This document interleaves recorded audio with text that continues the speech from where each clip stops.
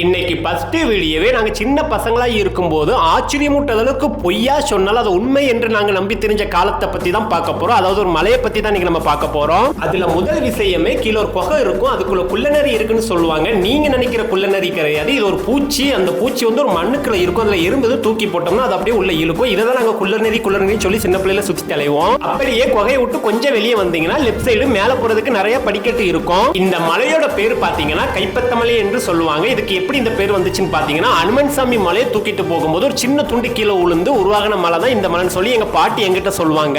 அடுத்த பெரிய பொய் ஒரு குட்டி சொனை இருக்கும். இந்த சொனைக்குள்ள குதிச்சோம்னா எங்களை குச்சாலத்துல கொண்டு விட சொல்லி பெரிய பொய்யா சொல்லி எங்களை ஏமாத்தினாங்க. அதே நாங்க நம்பிக்கிட்டு தெரிஞ்ச ஒரு காலம் இருக்கு மக்களே. கொஞ்சம் மேல போய் அப்படியே சென்டர் பாயிண்ட் போனீங்கன்னா நம்ம ராமர் சாமி கோவிலும் முன்னாடி அனுமன் சாமியும் அதுக்குள்ள ராமர் சாமியும் இருப்பாங்க. நீங்க பார்த்து தரிசனம் பண்ணிக்கலாம். சாமியை கும்பிட்டுட்டு கொஞ்சம் முன்ன தள்ளி வந்தீங்கன்னா அங்க கொட்டுப்பறன்னு சொல்லி இருக்கும். அதை தட்டுனா இந்த மாதிரி தான் சத்தம் கேட்கும்.